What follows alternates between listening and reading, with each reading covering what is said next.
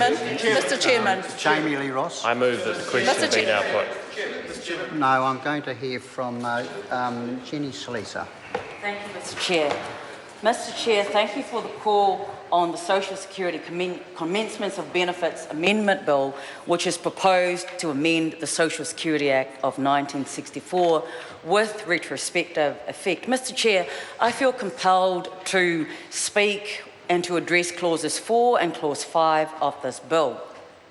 Clause 4 of the bill, Mr. Chair, would amend the Principal Act to entrench in law the so-called day after principle so that the benefit starts to run a day after the benefit stand-down period ends.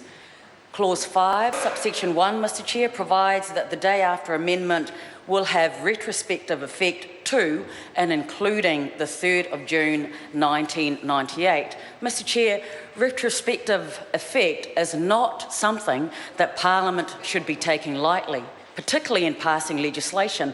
We're here today discussing a fix, and this is something that my colleague Carmel Cipollone, as well as Grant Robertson and others have spoken about previously. We're trying to fix a bill that was actually passed under urgency, yet again passing a bill under urgency without going through the full process of this House. The Legislation Design and Advisory Committee, Mr. Chair, was established to provide advice to departments and agencies on the design and the content of government bills. In their guidelines in 2014, they note that legislation should not affect existing rights and that New Zealand law operates on a presumption against retrospectivity. Mr. Chair, the general rule is that legislation should have prospective, not retrospective effect. Clause 5, subsection 2, carves out expectations to the day after amendment in certain cases, but the retrospective effect of this bill, Mr. Chair, would deprive many vulnerable New Zealanders of their right to a payment. Retrospective effect in this instance is designed to take away a full day's benefit from many Kiwis who over the last 18 years have been owed money by this government. Just today, Mr. Chair, the Salvation Army came out with a report that basically said, particularly in Auckland, we have so many vulnerable families. I know that many members in this House, I'm not talking about members on this side of the House, prefer to walk around with their eyes closed to the fact that there are so many vulnerable families in New Zealand. What the Salvation Army report found was that 50% of these families are children, those who are homeless and living in cars today in Aotearoa, New Zealand, in the biggest city that we have, in the city of Auckland.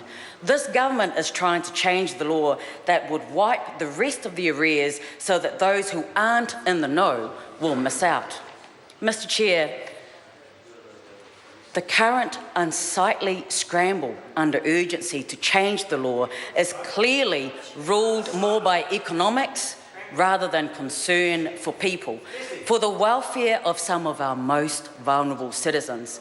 Beneficiaries advocate Kay Berrington told Radio New Zealand recently that this legislation would apply to almost every benefit that's been granted in the last 18 years. For some people, they might have gone on and off the benefit a number of times. Every time they've gone on again, Mr. Chair, they've been short paid a day. These are clearly underpayments under the law. The Minister has admitted that for nearly 2 decades, this has been the standard practice. The Minister has been quoted as saying, I quote, "We're talking a day, so it's not a huge amount," end of quote. I can tell this House, Mr. Chair, that while it might not be a huge amount to someone under a Minister's salary, rectifying these underpayments could make a real difference to people's lives. The type of good people that live in South Auckland and my electorate at Manukau East, those who are struggling every day just to feed their kids, clothe them and to pay their rent. It is appalling, Mr. Chair, that the government is acting in this way to take away the need to pay money owed to people on the lowest incomes who need every cent to make ends meet. This situation has been known since last year, yet here we are today watching this government scrambling under urgency without the benefit of proper scrutiny to manufacture a patch simply to save money. This is yet another instance where money comes before people. Thank you, Mr. Chair.